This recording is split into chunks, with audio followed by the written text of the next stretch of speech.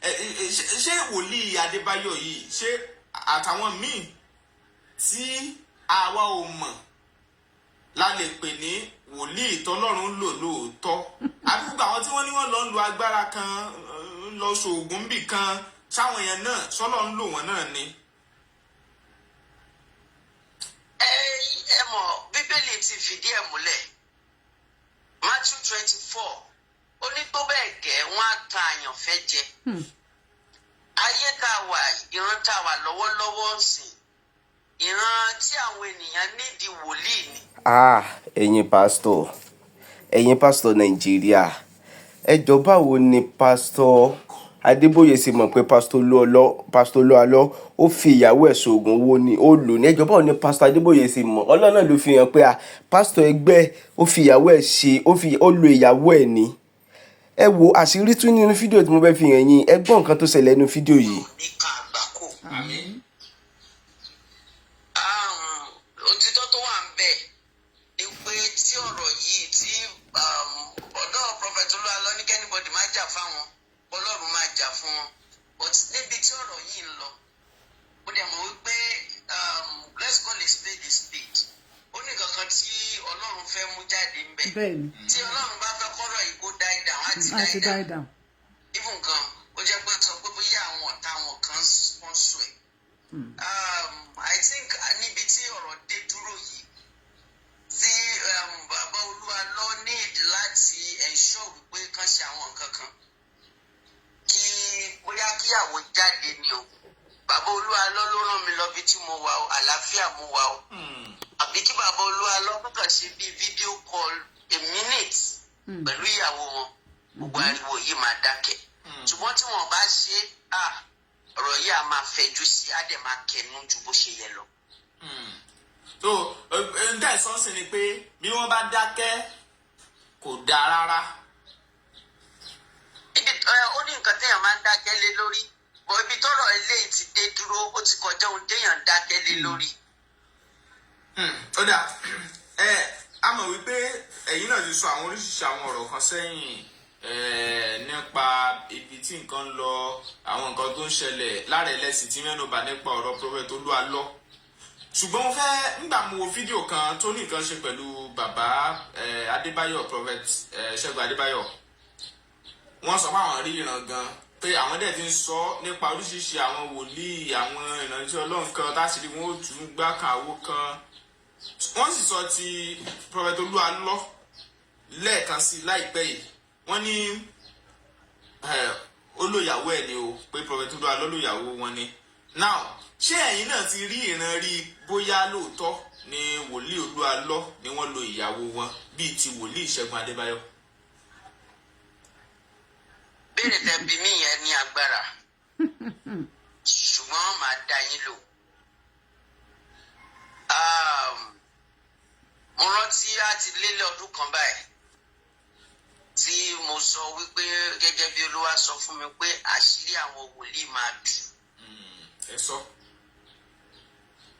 Pé lóríṣiríṣi ṣùgbọ́n lórí tí wòlíì Olualo pé bóyá èmi náà rí gẹ́gẹ́ bí bàbá Adebayo ṣe ní àwọn rí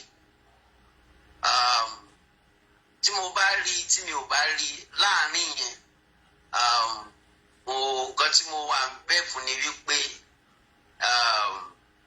kí bàbá Olualo kí wọ́n ṣe ohun tó tọ́ lákòókò ṣùgbọ́n lórí ìyẹn pé bóyá èmi náà rí bàbá Adebayo ti jáde tiwọn láti sọ pé ohun tí àwọn rí nìyẹn ṣùgbọ́n ohun tí mo rí mo mọ̀ sínú lákòókò yìí.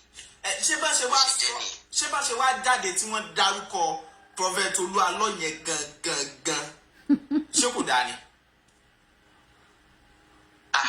wòlíì àgbàlagbà ni wọ́n wòlíì tó nírìírí ni wọ́n so kán tó lè sọ ó máa ní nǹkan kan tí Olúwa bá wọn sọ lórí ẹ̀ ṣùgbọ́n ẹ mọ̀ ní ti tèmi o lèmi fi sọ wípé ohun tèmi rí tèmi mọ̀ tí Olúwa fi hàn mí tèmi ni wípé kí n sọ wípé kí bàbá Olualo ṣe ohun tó tọ́ ní kíákíá.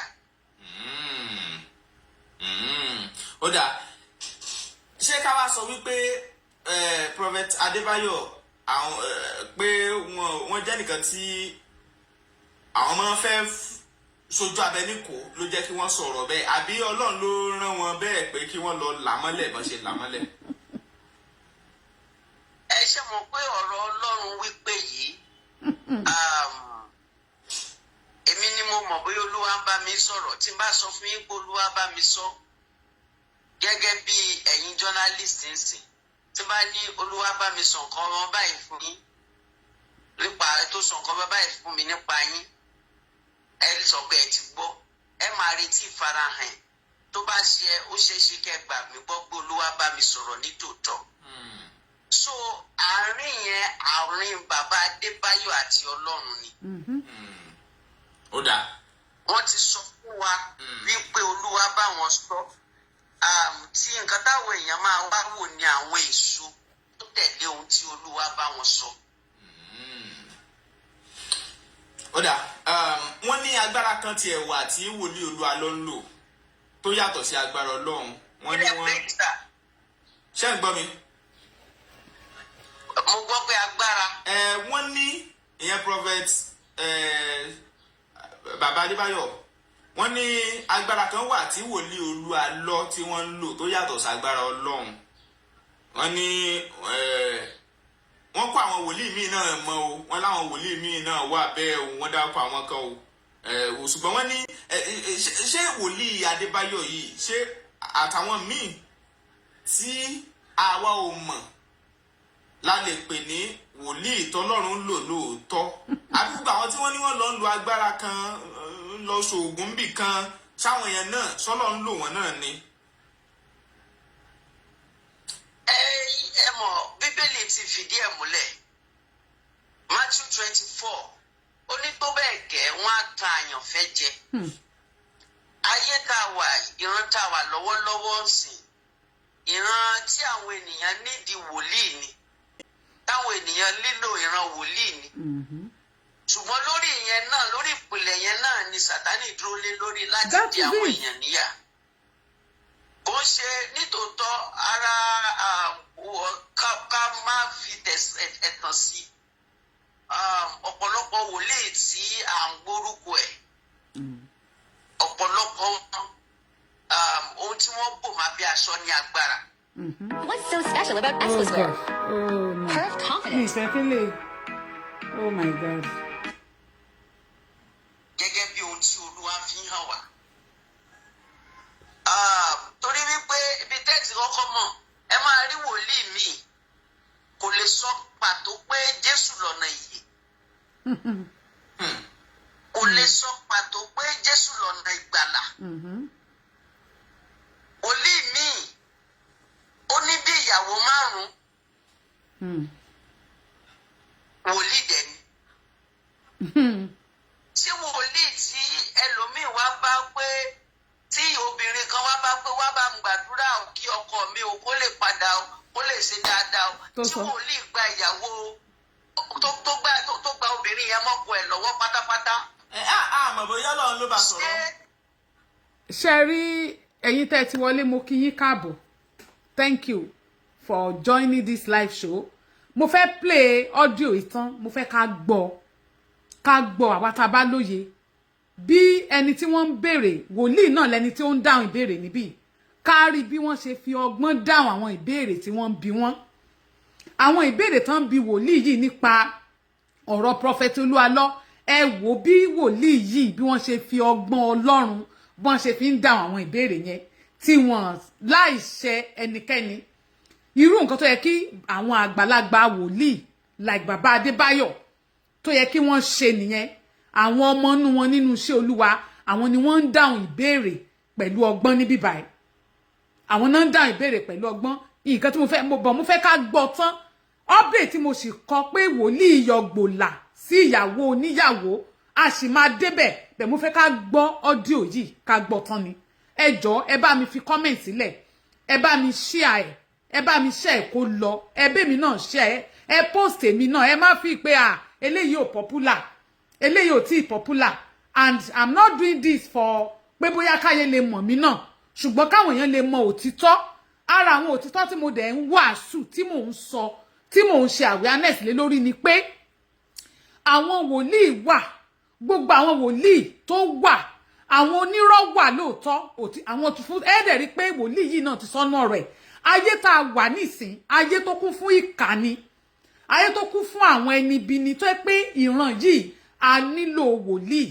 Ṣùgbọ́n èṣù ń dúró lórí wípé ó mọ̀ pé àwọn èèyàn nílò wòlíì tọ́lọ́run gbé kalẹ̀, ó ń lo ìyẹn láti tan àwọn èèyàn jẹ nípa àwọn wòlíì tí wọ́n ń ṣe ibi. Ẹ rí pé òun lárákùnrin yìí sọ, ara àwọn nǹkan tẹ́mi náà ń sọ nìyẹn.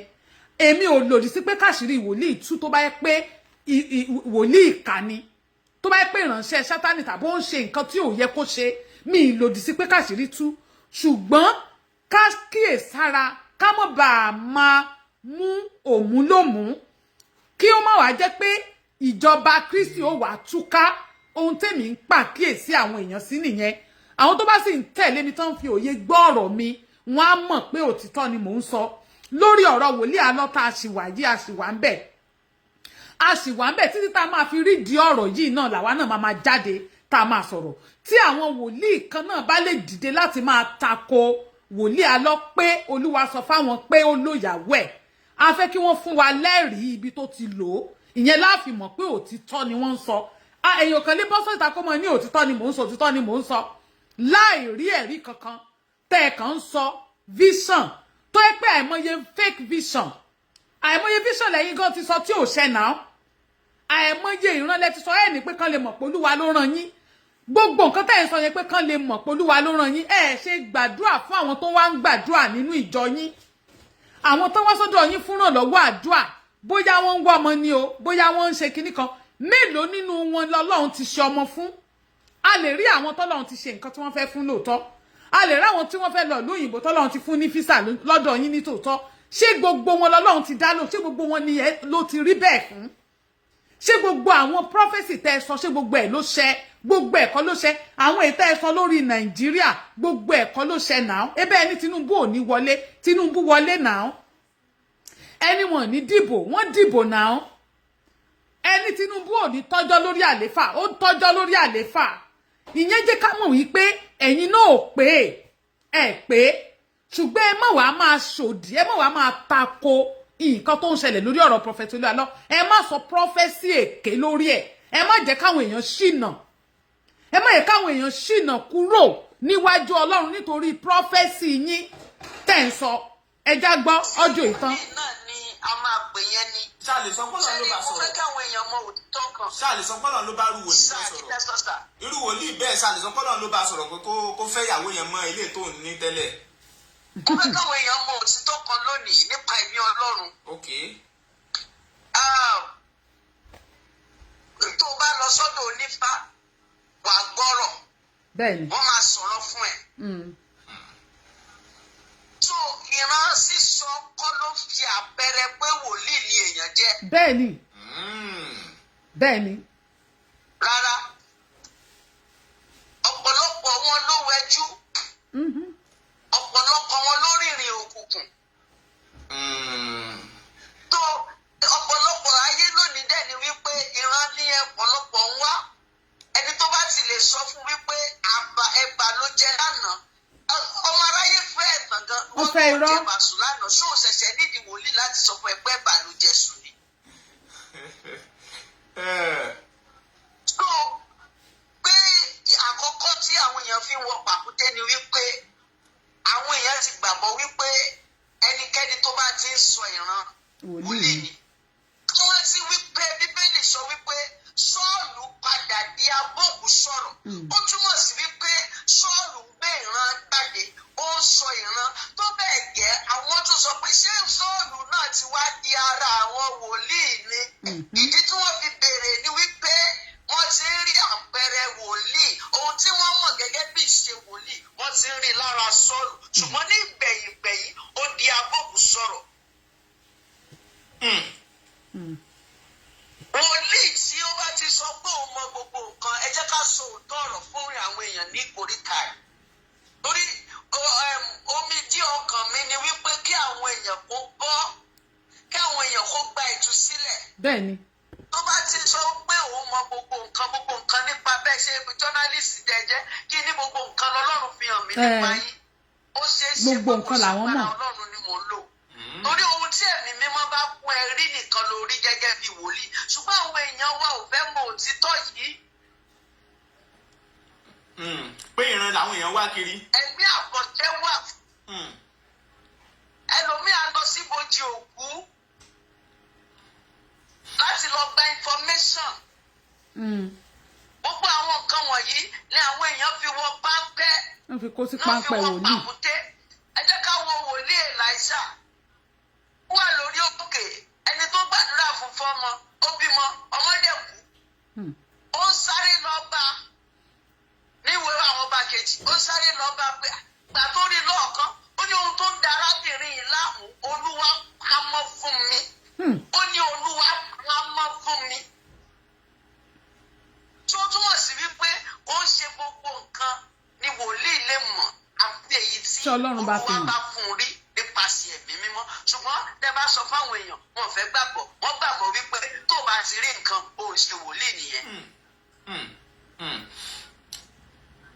so àwọn ẹ̀mí tó ń lo wòlíì wà tí kò ṣe ẹ̀mí Ọlọ́run rárá àti rárá tí wọ́n lè máa rí kọ́lọ̀ pátá iye Ọlọ́run kọ́ pápá blue ló wọ̀ Ọlọ́run kọ́ nìyẹn Ọlọ́run kọ́ no kò lè jẹ́ Ọlọ́run kí ni ojú ẹ̀ fẹ́ máa lọ bí pátá sí. ṣé tẹ́ ń sọ ni wípé tí wòlíì bá ti lè ríran jù Ọlọ́run kọ́ ló ń fi hàn. rárá ẹ̀bùn wà orí ọ̀fẹ́ dẹ̀ wà orí ọ̀fẹ́ dẹ̀ máa ń dàgbà sí ẹ̀bùn náà máa ń dàgbà sí ṣùgbọ́n bí owó orí ẹ̀bùn ṣe dàgbà sí tó bí orí ọ̀fẹ́ ṣe dàgbà sí tó ó ṣe every details lọ́lọ́run máa gbé wá lẹ́ẹ̀kan náà. bẹ́ẹ̀ni. bó bá ṣe gbé wá ni ó ṣe gbogbo details la gbé wá lẹ́ẹ̀kan náà rárá nítorí pé Ọlọ́run gan fẹ́ kí wòlíì gan wà ní ìtẹríba sí òun.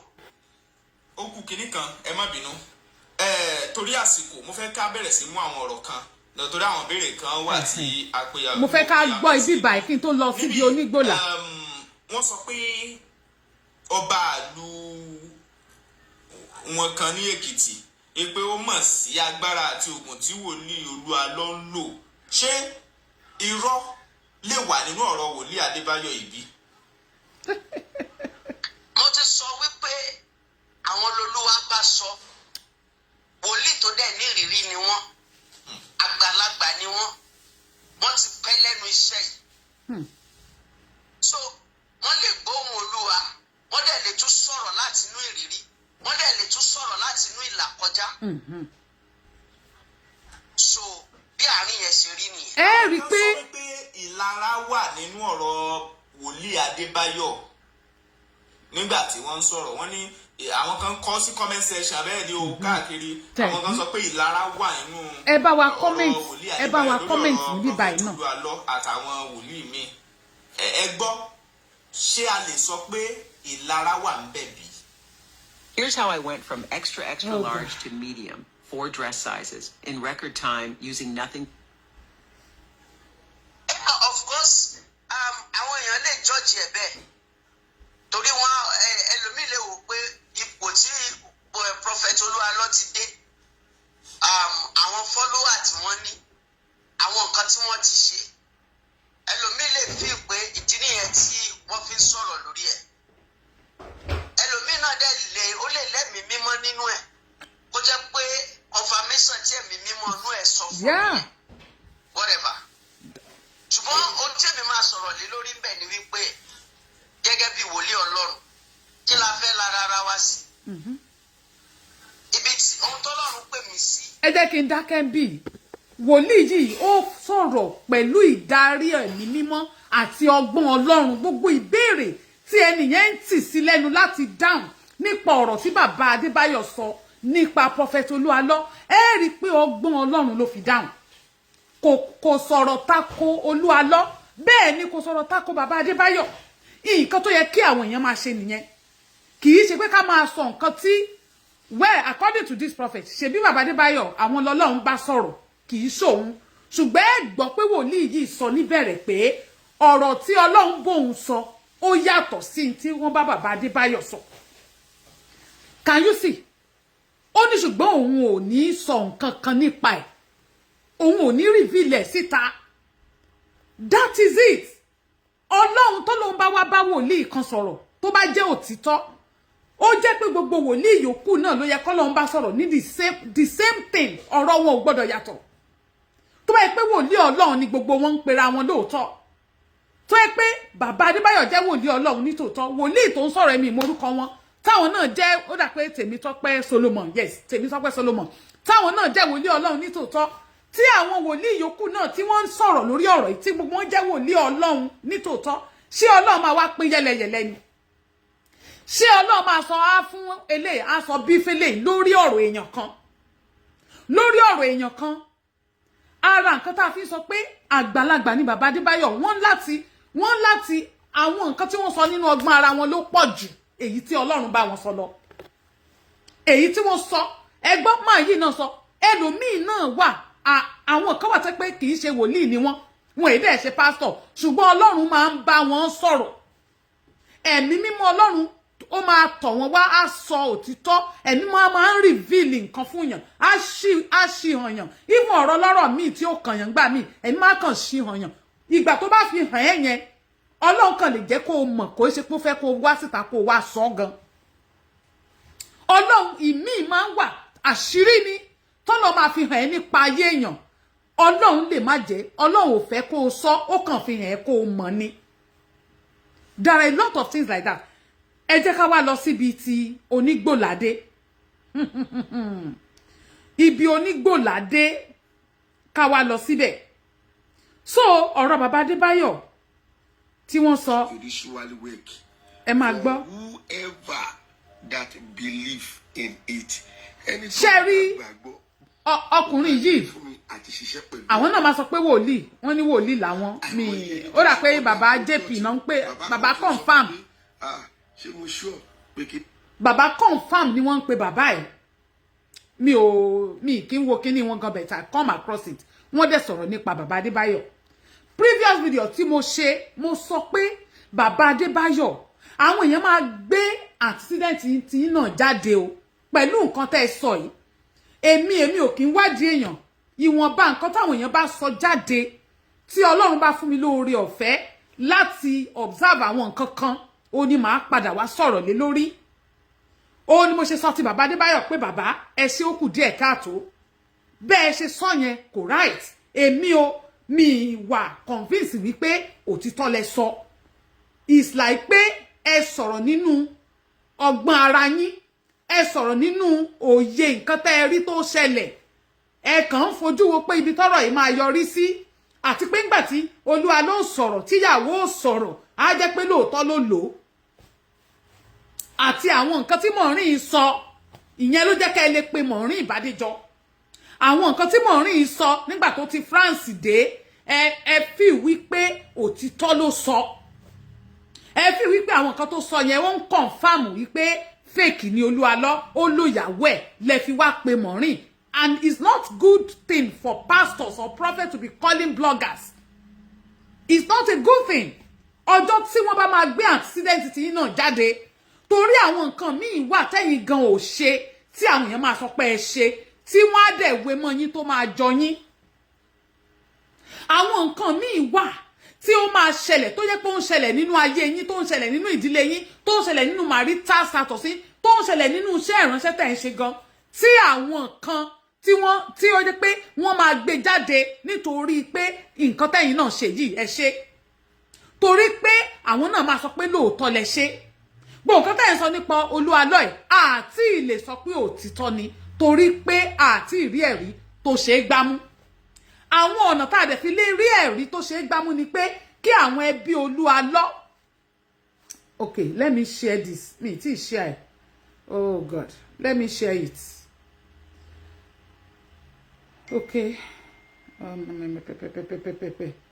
going to share. Ẹ bá mi share, kẹ́dẹ̀ bá mi comment.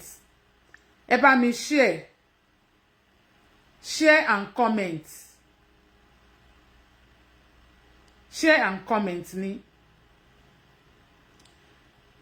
irú nǹkan tó ṣẹlẹ̀ lọ́wọ́lọ́wọ́ lẹ́nujọ́ mẹ́ta tí ṣáànà àbíjẹta tí Alhaji Ori Hamzat tó grant interview kan nínú interview yẹn wọ́n ń béèrè pé ìyàwó àti àwọn ọmọ wọn ńkọ́ wọ́n ní ó wà complicated kí ni wọ́n mí bá ó wà complicated Alhaji Ori Hamzat kò celebrate ìyàwó ẹ̀ rí Ori Hamzat is an activist ó dẹ̀ popular dáadáa Ọlọ́run dẹ̀ gbà fún wọn gan ta ló ti rí ìyàwó àti àwọn ọmọ ẹ̀ rí tí ò bá yẹ pé wọ́n wá grant interview but within me bẹ́ẹ̀ mi ṣe máa ti ń wò wọ́n máa wò pé èèyàn kan ló máa jẹ́ ìyàwó máa yí àtàwọn ọmọ ẹ̀ o not knowing wípé kò disclose ẹ̀ fún àwọn èèyàn láti mọ̀ wọ́n kẹ́nìkan wá gbé gbálẹ̀ ní kó ní pé Oríyọmí àbí kí nǹkan wá ṣe ìyàwó ẹ̀ Ọlọ́run jẹ́ kí nǹkan ṣe ìyàwó wọn o kan wá ní pé Oríyọmí ṣe kí ni ó lo ìyàwó ẹ̀ ni kan wá ní ó lò àbólò àwọn ọmọ ẹ̀ ni ẹ bá mi share ẹ̀ èmi náà ń share nǹkan mi ò bẹ̀ tẹ̀ ẹ̀yin tẹ́ ń wò mí náà tẹ́ bá fẹ́ òtítọ́ tẹ́ bá sì nífẹ̀ẹ́ comforter ẹ ràn wá lọ́wọ́ láti bá wa share ẹ̀ ẹ bá wa share ẹ̀ let me kindly share I'm sharing to ọmọ yìí tí mo ní kó ẹ bá wa share ẹ̀ kindly share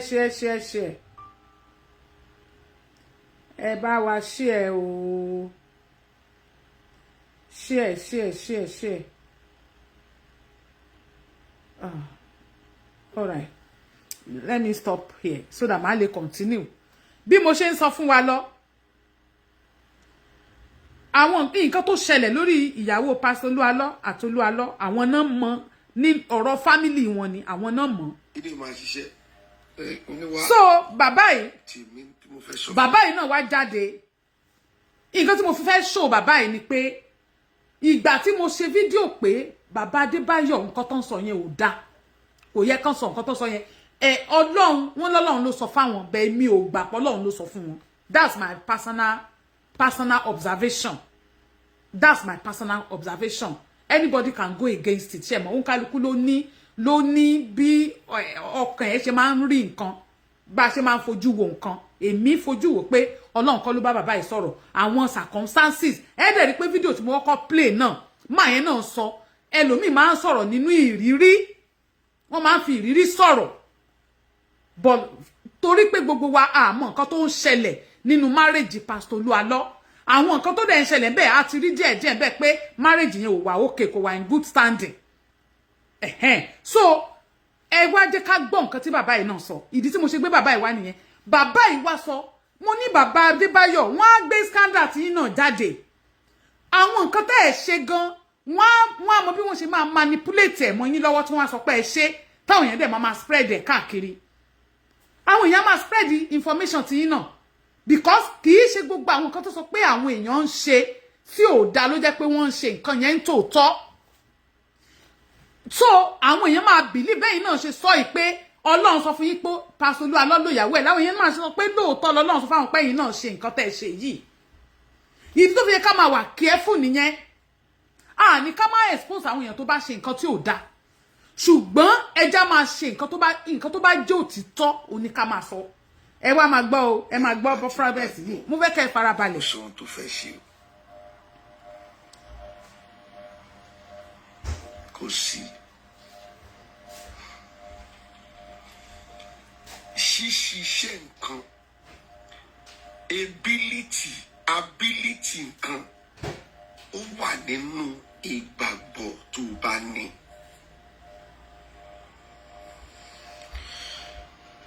ṣe rí nǹkan tí màá yí kọ ó ní Adébáyọ̀ ayédèrú wòlíì ni ẹ́ lórí ọ̀rọ̀ tó sọ nípa Prophet Olualo mo fẹ́ kẹ́ ẹ gbọ́ ẹjọ́ nítorí Ọlọ́run. ìrìn ọ̀tẹ̀ bá a ti ń pàkan òun nìkan rú o ẹ tún gbọ́ ohun tí Adébáyọ̀ sọ ìgbìnrin ọ̀tẹ̀ bá a ti ń pàkan òun nìkan rú. We are looking kẹ́tí ẹ máa gbọ́ ohun tí mò ń sọ yìí ṣùgbọ́n mi à lùkì tẹ́ ẹ bá gbọ́rùn tí mo sọ yìí ẹ̀yin tẹ́ ẹ ní làákàyè èèyàn tọ́lọ́run yọ̀ǹda làákàyè fún tí kì í ṣe ti èṣù àwọn kan ní làákàyè. ṣẹ́rí èèyàn kan dẹ̀ tún ti sọ fún mi pé òun ní information bàbá Adébáyọ̀ pé òun dẹ̀ máa wá share ẹ̀ lórí social media another person ó ní information wọn ga lọ́wọ́ òun tó ń bọ̀ wá share àwọn nǹkan ṣẹ́rí ẹni láti máa kíyè sára gbogbo wa à pé ó níbi tá a kù sí bàbá Adébáyọ̀ is not God wọ́n ń sọ lọ́run náà tó bá sọ prophecy tọ́lọ́ bá ní kó ṣẹ ló máa ṣẹ tọ́lọ́ ò bá fàṣẹ sí kò ní ṣẹ ẹja gbọ́. Ọlọ́run ló yọ̀ǹda fún yín ní èyí ẹ̀rìn ohun tí Adébáyọ̀ ń sọ yìí wàá mọ̀ wípé Adébáyọ̀ ìkan nínú àwọn àkùkọ gàgàrà tí wọn ò fẹ́ tí kékeré kọ́ ni o nínú ọ̀rọ̀ tó ń sọ yìí máa dẹ̀ mú jáde ń bẹ̀ pé àkùkọ gàgàrà ni wọn ò fẹ́ kí kékeré kọ́. oníwòlíì kan tán tó lo ìyàwó ẹ̀ ó lo ni o. That one prophet that people were after him that he used his wife that he actually used his wife. mo ní ṣèpò lórí burúkú ní gbogbo yín nígbà tẹ́ ẹ fi ẹ̀mí Ọlọ́run sílẹ̀ báwo lẹ ṣe fẹ́ rí ìmọ́lẹ̀. èpè dẹ̀ tún pọ̀ lẹ́nu bàbá Adébáyọ̀ èpè wọn lè sọ̀rọ̀ méjì láì ṣépè èpè ní èpè àwọn èèyàn náà bá ní máa lọ máa gbàdúrà. oníwókọ́lẹ̀ ṣe ṣe write it down ó lè mọ̀ pé Ọlọ́run rán mi for you to know that God sent me. ibi ìyàwó ẹ̀ farapamọ́ sí. where the wife is being kept. tí ẹ̀rora tó ń kú lọ àṣírí ibẹ̀ máa tú. where the wife is kept or where the wife is and she's in pain she's dying the secret will be exposed. sọ fún pásítọ̀ yẹn last month. I told that pastor last month. nígbà tá a máa wọ this month. that I want to check it this month. Maureen ló tú àṣírí. It was Maureen Badejo that exposed that traveled all the way to where the wife is and called her.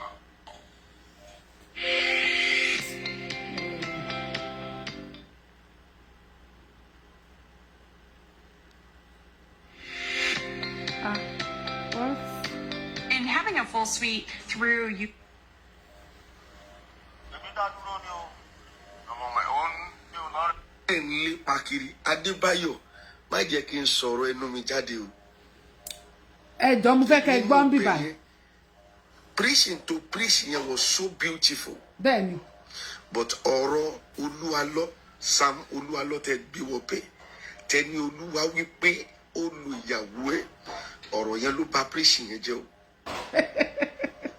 Kò sí ìfẹ́ níbẹ̀ apart from pé a níyàwó méjì tọ́lọ́run bá tún fún mi lágbára sí èmi torí mo sì máa ní ju ìyàwó méjì lọ ṣùgbọ́n kì í ṣe èyí tẹ́yìn máa lọ ń fà má jẹ́ ń sọ̀rọ̀ ọ̀rọ̀ wà lẹ́nu mi o bẹ́ẹ̀ ni èmi ò dẹ̀ ń sọ nǹkan tí ń bá mọ̀ rárá. ẹ bá wa comment ẹ bá wa comment kindly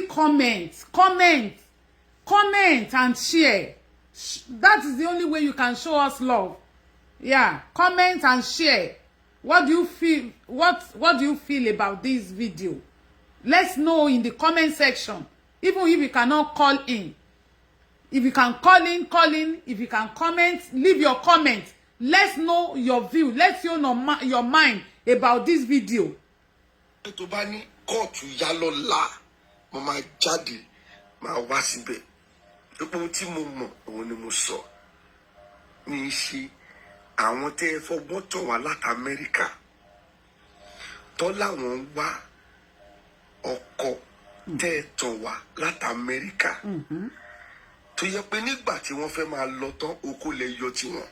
ṣé ń gbọ́ ó kú o ó dẹ̀ lóun ò tí ì sọ̀rọ̀ prophet kí lorúkọ máa yí bàbá confam ó lóun ò tí ì sọ̀rọ̀ banga number 1 tó fún bàbá Adébáyọ̀ ń sìn wọ́n tan èèyàn wá láti Amẹ́ríkà nígbà tó dé nítorí pé yẹn ní ó ń wá ọkọ gbogbo àwa tá máa ń gbàdúrà ẹ̀yin aráàlú òyìnbó tẹ́ máa gbogbo wòlíì Nàìjíríà lẹ́ máa connect ara yín mọ́ because of one problem or the other ẹ láti wà very careful. Wọ́n ní gbòlà, èmi ò fẹ́ pé bọ́n ṣe pé.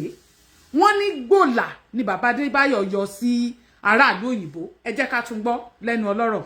Mo tí mo sọ Adebayo ẹ ṣọ́ra. Kò sí ẹni tí kò ní òru àná. Gbogbo wa pátá la ní òru àná. Now tí Babalọ́lá bá wá ṣe báyìí no tẹ ṣàfẹ́ fi gbé wálẹ̀. Tó bá jẹ́ wípé preaching tẹ fẹ́ preach yẹn gangan tí mo gbọ́ at the end of ọ̀rọ̀ Sam Olualo tí ẹ sọ yẹn lẹ fẹ́ preach ni kò bá ti dá. Because the preaching was so good. Was very good. But Olualo tẹ gbé wọ bẹ́ẹ̀ olúbalúgbò ẹ̀jẹ̀ níbo lọ́lọ́run ti sọ fún un wípé Olualo ó fi ìyàwó ẹ̀ ṣe nǹkan Adebayo nǹkan bàjẹ́ lọ o ẹ̀yin èèyàn ẹ̀dẹ̀ ń tẹ̀lé àìṣòdodo orúkọ tí mo kàn máa bẹ gbogbo ẹ̀yin followers mi fún ẹ share fídíò yìí ẹ jẹ́ ó dé ọ̀dọ̀ Adebayo wọ́n mọ̀ mí dáadáa o òdu ni mi kì í ṣe àìmọ̀fólókò bẹ́ẹ̀ ni ẹ̀nà. Báńgà tó fún bàbá Adebayo sì kú o. Mo ń sọ òtítọ́ tèmi ni o ṣùgbọ́n ẹni tó bá mi forí gbárí wàhálà ni o àwọn náà mọ Adebayo sọ àsọtẹ́lẹ̀ kan nípa mi tó bá jẹ́ pé wòlíì ni ẹ́ lẹ́yìn pé àwọn èèyàn ní babaláwo ni mí o lẹ́yìn wípé wọ́n ní wòlíì àwọn wòlíì oníyàwó 3 4 èmi níyàwó 2 o I have 2 wives and they were okay èmi ò dẹ̀ lépa ìyàwó olówó tẹ̀ ń lépa kiri Adebayo má jẹ́ kí n sọ̀rọ̀ ẹnu mi jáde o nínú ibẹ̀ yẹn preaching to preach yẹn was so beautiful but ọ̀rọ̀ Olualo Sam Olualo tẹ gbé wọbẹ̀ tẹni Olúwa wípé ó lu ìyàwó ẹ̀ ọ̀rọ̀ yẹn ló bà preaching yẹn jẹ́ o kò sí ìfẹ́ níbẹ̀ apart from pé a níyàwó 2 wọ́n dẹ̀ ń preach lọ. Ọlọ́run bá tún fún mi lágbára sí èmi torí mo sì máa ní ju ìyàwó 2 lọ ṣùgbọ́n kì í ṣe èyí tẹ̀yìn máa lọ ń fà má jẹ́ ń sọ̀rọ̀ ọ̀rọ̀ wà lẹ́nu mi o bẹ́ẹ̀ ni èmi ò dẹ̀ ń sọ nǹkan tí ń bá mọ̀ rárá ohun tí ń bá mọ̀ débi pé tó bá ní kóòtù yá lọ́la mo máa jáde máa wá síbẹ̀ tó pé ohun tí mo mọ̀ òun ni mo sọ. Òun sọ pé òun ní ẹ̀rí bí bàbá Adébáyọ̀ bọ́n ṣe fi gbòlà tó bọ́n ṣe yọ gbòlà sí obìnrin tó wá láti Amẹ́ríkà nǹkan tí prophet yìí sọ nìyẹn o ó ní tí bàbá Adébáyọ̀ bá pè òun lẹ́jọ́ lọ́la nǹkan tó òun sọ òun ní ẹ̀rí ẹ̀dá ní o kì í ṣe pé òun ṣeré ara nǹkan tèmi ń sọ rèé ara nǹkan tí mò ń sọ rèé bàbá Adébáyọ̀ ní ẹni bá mọ ìkọ̀kọ̀ àwọn kó gbé jáde tí ọkùnrin yìí bá gbé nǹkan tó ń sọ yìí jáde kí ni wọ́n máa sọ kí ni bàbá Adébáyọ̀ máa sọ báwo làwọn ọmọ ìjọ wọn ṣe máa rí wọn ara nǹkan tá à ń sọ rèé mi ì sọ pé bóyá nǹkan tí màá yìí ń sọ jẹ́ òtítọ́ tàbí irọ́ ṣùgbọ́n èmi ń pe àkíyèsí wa àti bàbá Adébáyọ̀ àti àwọn prophet yòókù sí nǹkan yìí tó o bá lè bọ́ síta as a prophet pé òótọ́ ni lágbájá lo ìyàwó ẹ̀ tó ò dẹ̀ ní ẹ̀rí fún tó ò ní ẹ̀rí fún tí eléyìí dẹ̀ lè jáde tó lòun níbi tẹ́ ẹ ti yọ gbòlà sí obìnrin ará Amẹ́ríkà tó dẹ̀ lòun lẹ́rìí tó bá dilé ẹjọ́ ẹ̀yin èèyàn kí lẹ fi ipò ṣe kí ló máa ṣẹlẹ̀ ẹjá máa gbọ́ lọ. ní í ṣe àwọn tẹ́ ẹ fọgbọ́n tọ̀ wá láti Amẹ́ríkà tó láwọn ń wá ọkọ tẹ́ ẹ tọ̀ wá láti Amẹ́ríkà tó yẹ pé nígbà tí wọ́n fẹ́ máa lọ tán oko lẹ yọ tiwọn ẹ dẹ̀ tún gbowó lọ́wọ́ wọn. ṣé ń gbọ́. mo tí mo sọ Adébáyọ̀ ẹ ṣọ́ra kò sí ẹni tí kò ní òru àná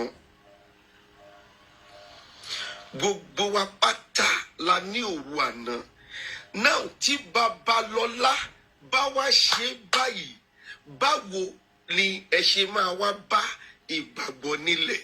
Òun ni Jésù sọ pé ṣé tóun bá wá padà dé, ṣóun lè bá ìgbàgbọ́ ní ilẹ̀ mọ́? Tí Babalọ́lá bá ṣe bẹ́ẹ̀ ṣe ń ṣe yìí, táwọn tó ti lọ yẹn, àwọn àgbààgbà tó ti lọ yẹn, tó bá ṣe bẹ́ẹ̀ ṣe ṣe yìí, Adebayo,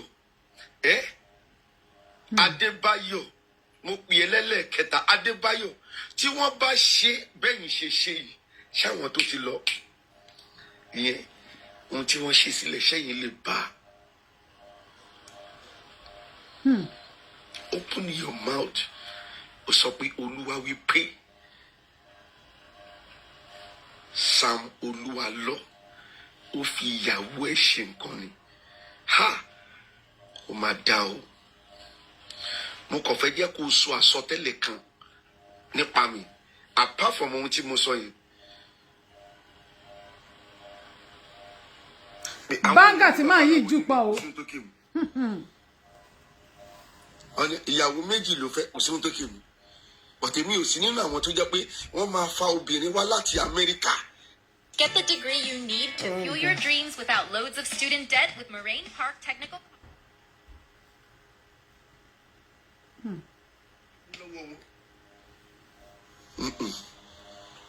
Ohun tí iṣẹ́ mi tó mi jẹ, iṣẹ́ tèmi ó tó èmi jẹ, mi ò ní àwa ò rọ́ọ̀bù èèyàn ká wá parọ́ fóbìnrin afẹ́fẹ́ ká dówó lọ́wọ́ ẹ̀ ká tún dówó. Tẹ́ ń gbọ́. Adebayo, thank you, you are welcome. Ẹ bá wa share it, kindly share it. Tó bá wá bọ́tà. Ọmọlára share it. Samuel Yole, irọ́ ló pa Olúwa ọ̀run ẹ̀. Ibi tó jẹ́ kí ìràwọ̀ ẹ ti já, òun nígbà tí ó sọ àsọtẹ́lẹ̀ nípa president election tí wọ́n fẹ́ ṣe. Tí mo dẹ̀ bọ́tà, tí mo ẹ̀yin méjì lẹ sọ àsọtẹ́lẹ̀ tó fail.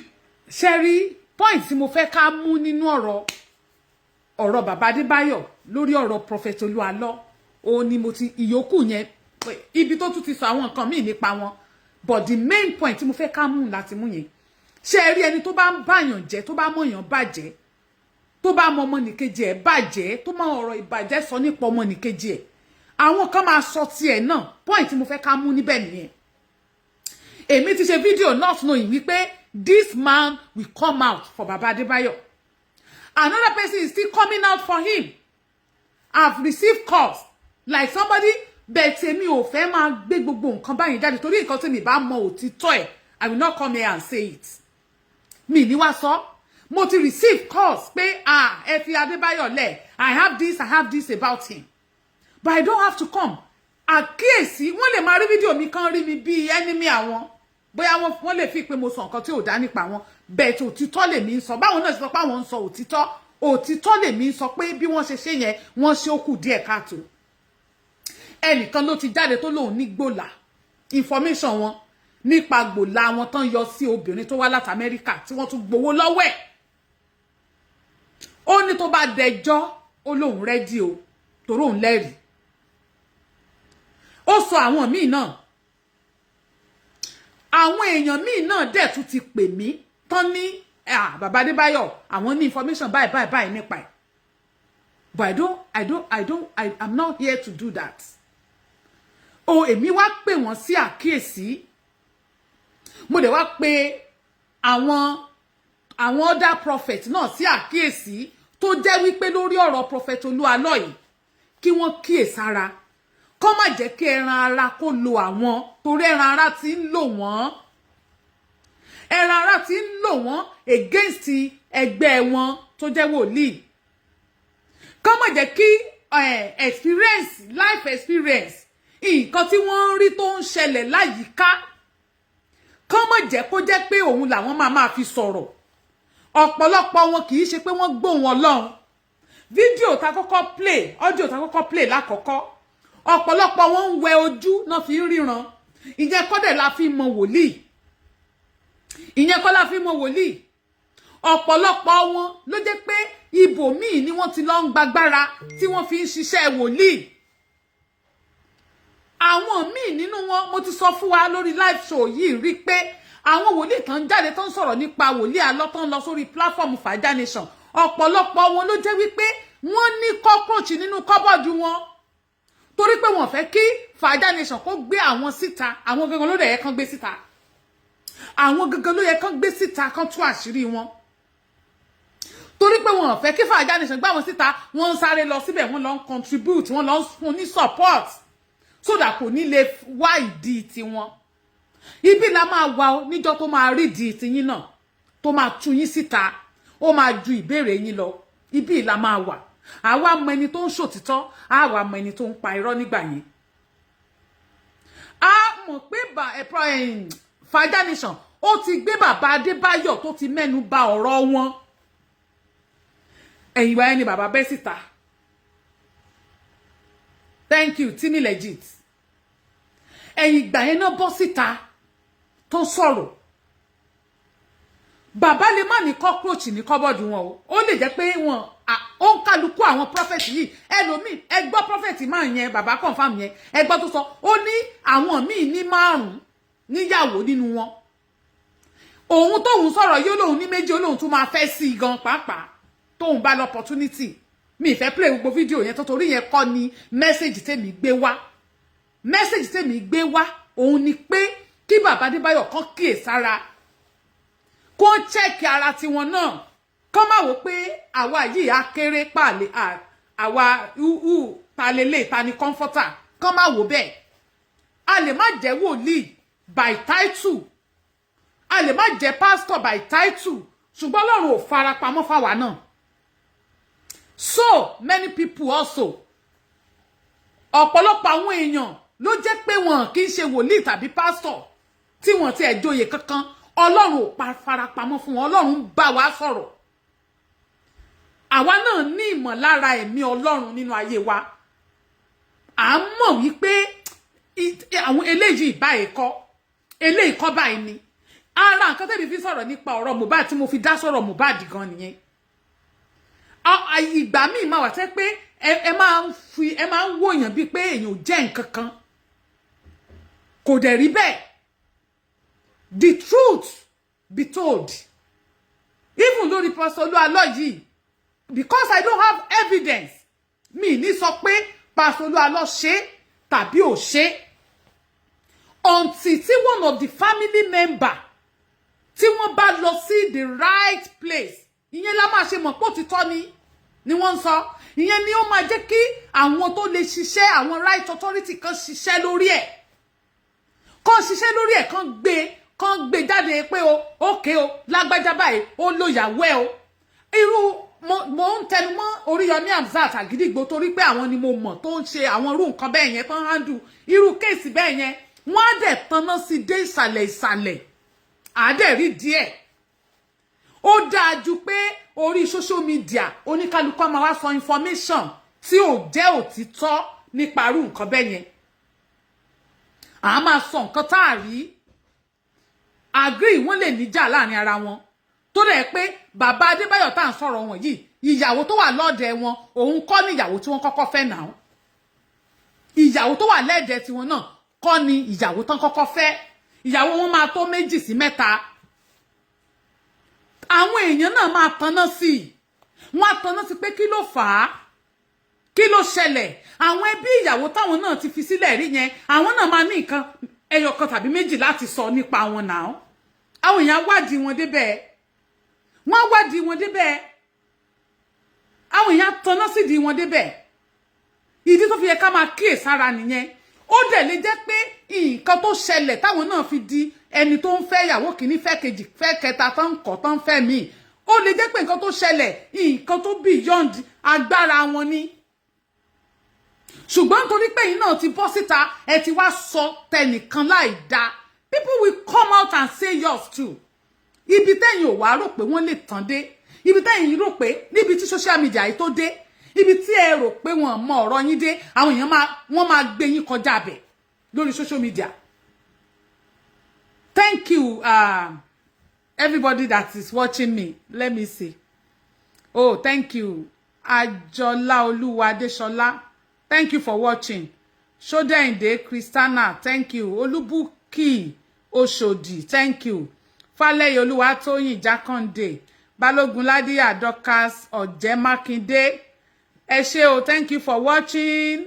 I appreciate you. Timi Legit, Omolara, thank you. Gbogbo ẹ̀yin tẹ́ ń wò mí ni mo kí. Èmi ò wá láti drag Baba Adebayo tàbí láti, ṣùgbọ́n wọ́n nílò láti wà cautioned. Even tó lọ́n bá báyàn sọ̀rọ̀, wòlíì tí mo kọ́ play voice note tí wọ́n yẹn, ẹ rí pé ọmọkùnrin yẹn ó sọ̀rọ̀ pẹ̀lú ọgbọ́n. Ẹni tó ń bí léèrè Bẹ́mbẹ́yẹ́kẹ́, ó ń bí léèrè, ó ń taari ọ̀rọ̀ Baba Adebayo sí lẹ́nu, ó sì ń fi ọgbọ́n Ọlọ́run dáhùn. Ó ń taari ọ̀rọ̀ Prophet Olualo sí lẹ́nu, ó ń fi Ọlọ́run ọ̀rọ̀ ọgbọ́n àti òye Ọlọ́run bó ṣe jẹ́ young prophet tó. Ọmọ làwọn náà jẹ́ sí Baba Olualo, àbí náà jẹ́ sí Baba Adebayo. Ọgbọ́n ló fi dáhùn. Ó láwọn lọ́lọ́run bá sọ̀rọ̀ kì í sóhun. Ṣùgbọ́n tó ní nǹkan tọ́lọ́run sọ fóun. Nǹkan Ọlọ́run ṣe máa bá wòlíì sọ̀rọ̀ different ways. Man tí mo play video wọn yìí náà, wọ́n ní wòlíì làwọn náà. Àwọn náà ní pé ọ̀tọ̀ ní nǹkan tọ́lọ́run sọ fáwọn. Báwo lọ́lọ́run ṣe máa kọ́ sí kí n pè náà? Báwo lọ́lọ́run ṣe máa kọ́ sí controversy láàrin àwọn wòlíì tó yẹ pé ọ̀tọ̀ ní nǹkan tí wòlíì lè máa gbọ́, ọ̀tọ̀ ní nǹkan tí wòlíì yẹn tó máa gbọ́, tó máa sọ different thing lórí issue ẹyọ kan. Báwo lọ́lọ́run ṣe máa ṣerú nǹkan bẹ́ẹ̀ yẹn? Ọlọ́run ò dẹ̀ kí n ṣe bẹ́ẹ̀. Àwa ni kó jẹ́ pé àwọn ọ̀pọ̀lọpọ̀ àwọn yìí táwọn rò pa àwọn gan jẹ́ wòlíì gidi ló jẹ́ pé agbára míì làwọn gan ń lò. Agbára míì kì í ṣe agbára Ọlọ́run làwọn gan ń lò. Fake agbára ni wọ́n ń lò. Gbogbo àwọn tó ń lọ, gbogbo bí Baba Adebayo ṣe ń sọ̀rọ̀, táwọn bá ní kíní kan ṣe, àwọn ń gbàdúrà pé kíní kan ṣe gbogbo àwọn ọmọ ìjọ wọn ní nǹkan tó yẹ pé wọ́n ń gbàdúrà fún, gbogbo wọn lọ́lọ́run ti ṣe fún. Ṣé gbogbo àwọn tó wà ní church wọn tó jẹ́ church member wọn sí yẹn, ṣé gbogbo àwọn àgàn tó wà ńbẹ̀ ló ti bímọ?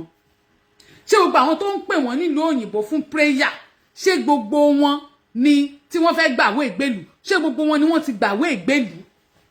Ẹ̀yin èèyàn, ẹ jẹ́ ká yára wa ní sense.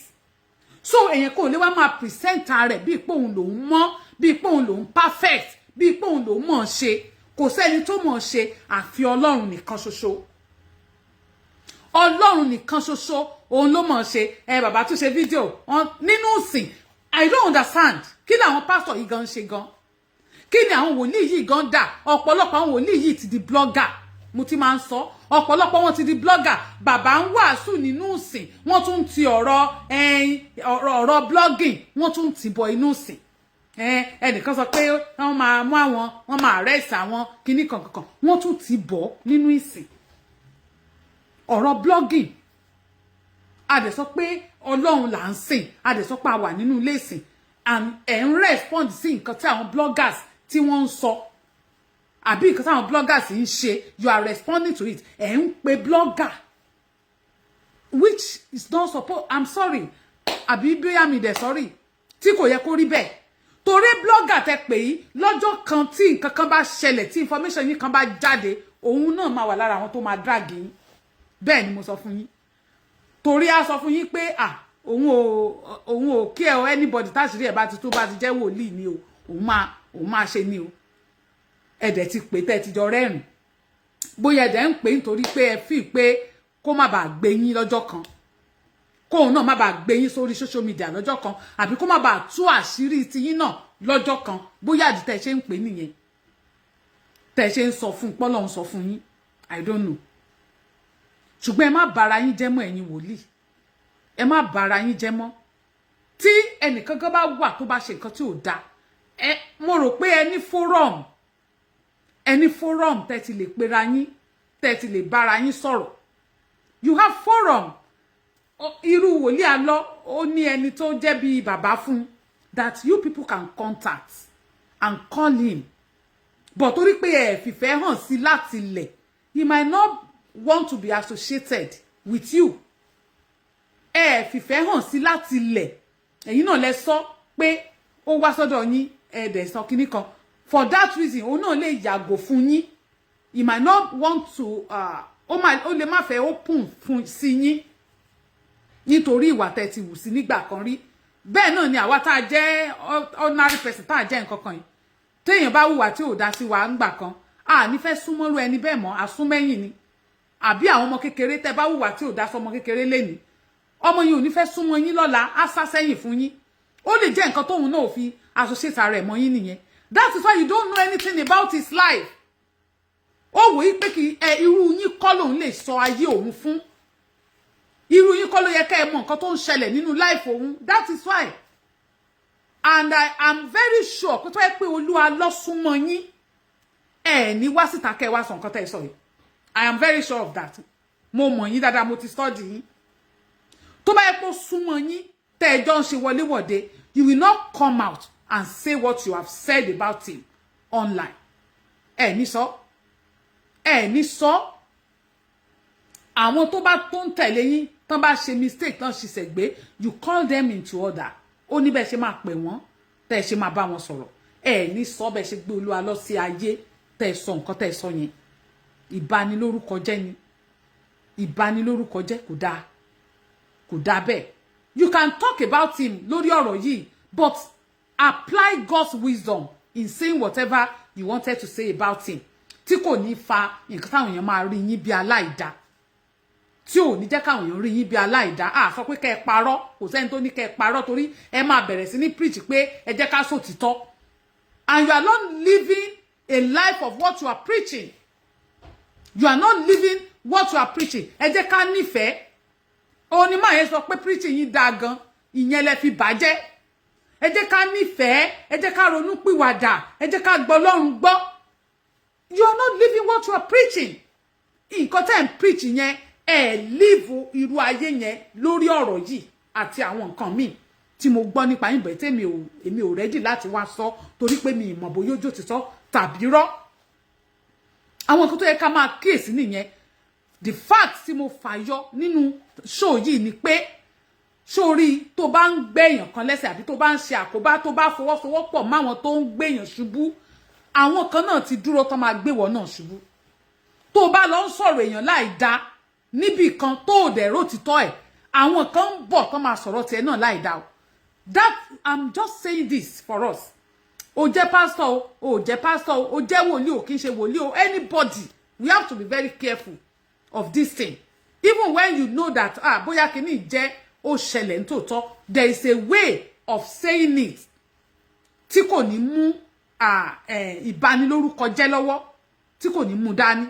And gẹ́gẹ́ bí ìránṣẹ́ Ọlọ́run tẹ́ jẹ́, gẹ́gẹ́ bí ìránṣẹ́ Ọlọ́run tẹ́ jẹ́, and màá tẹ̀lé ọ̀rọ̀ wòlíì tó sọ̀rọ̀ máa tí mo kọ́ play voice note tí wọ́n pé àwọn lọ́lọ́run bá sọ̀rọ̀ àsì ń bẹ̀ ńgbà tó Ọlọ́run bá wọn sọ̀rọ̀ àsì ń bẹ̀, ṣùgbọ́n bọ́n ṣe sọ ọ̀rọ̀ yẹn, bọ́n ṣe sọ yẹn gbògà yẹn, tí ẹni tó ní ọ̀rọ̀ tó bá make attempt láti ṣe nǹkan kan lórí ẹ̀, what will he use to defend himself? That is it. Well, nǹkan tí mo kàn ní kí n wá jẹ́ ká rí lẹ́ni nìyẹn, ṣùgbọ́n a ti rí àwọn èèyàn tán láwọn ní gbòlà, ibi tí bàbá Adebayo ti yọ gbòlà sí obìnrin olóbìnrin, wọ́n láwọn ní lọ́wọ́. Èmi ò ní sọ nǹkan kan pa yẹn torí mi mọ̀ òtítọ́ àti irọ́ ẹ̀. Ṣùgbọ́n táwọn yẹn bá ti gbé jáde, you will see, gbogbo wa náà la máa rí, gbogbo wa la máa rí nígbà tí wọ́n bá gbé jáde, then I will be able to talk about it.